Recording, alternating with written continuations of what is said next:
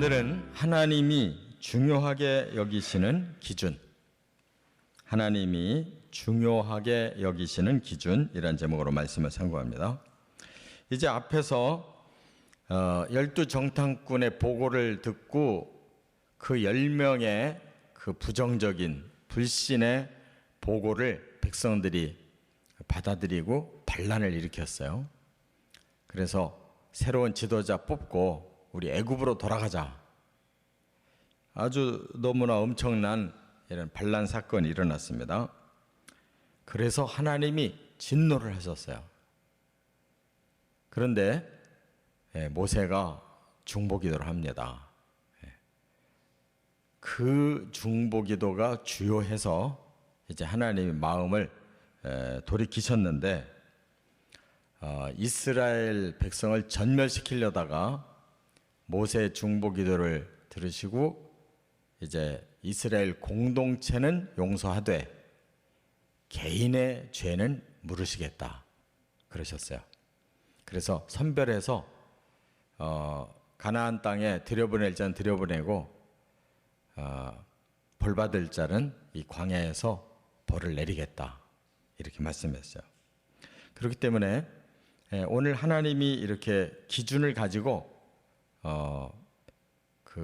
행하시는 것이 세 가지가 있습니다. 하나님이 뭘 중요하게 여기느냐? 기준이 세 가지가 있어요.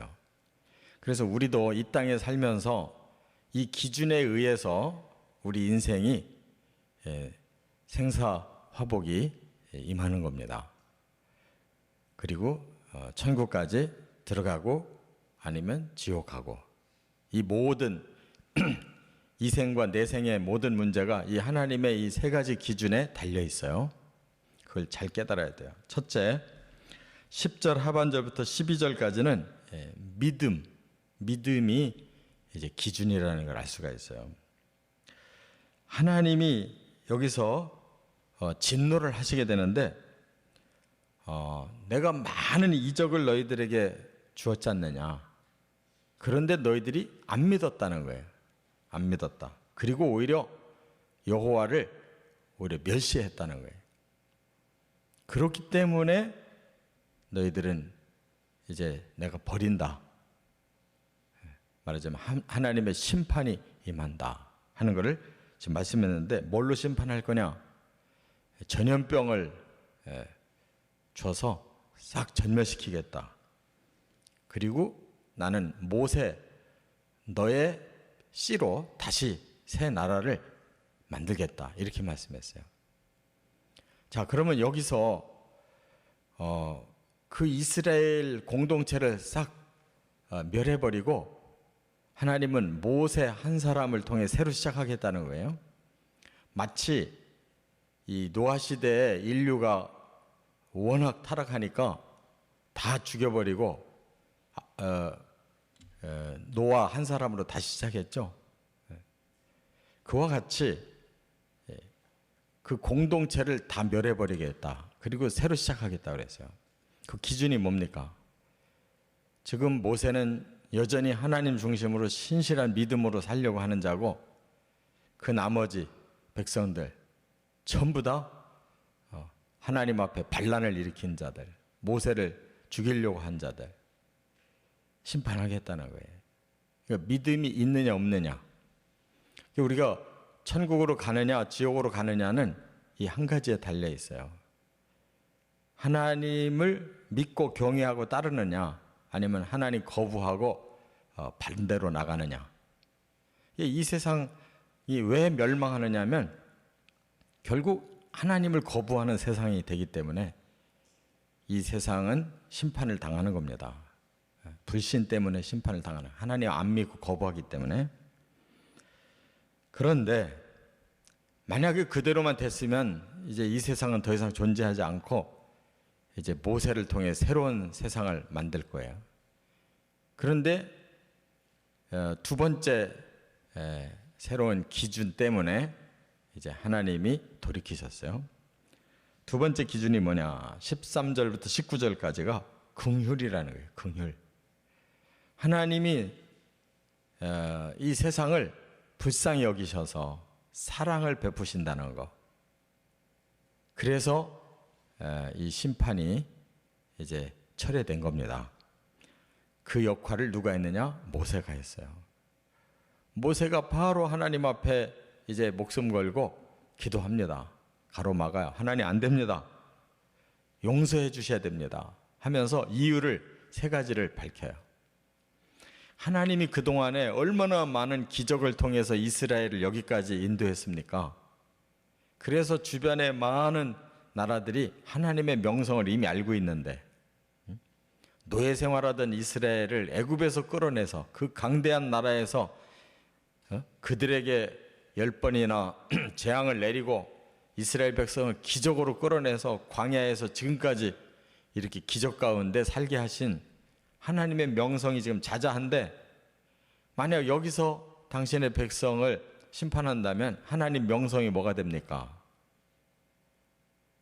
하나님 명성이 땅바닥에 떨어질 뿐만 아니라 주변의 나라들이 그 결과를 보고 뭐라고 하느냐면, 하나님이 능력이 없어가지고 자기 백성들을 결국 광야에서 다 죽이고 끝내버리는구나. 더 이상 인도할 능력이 없구나. 하나님의 명성도 땅에 떨어지고 하나님의 능력도 형편없는 것으로 이제 이 주변 국가가 그렇게 하나님 멸시할 겁니다. 또 하나는 하나님의 그 큰 권능은 여전히 지금 살아계시니 하나님의 사랑을 보여주십시오.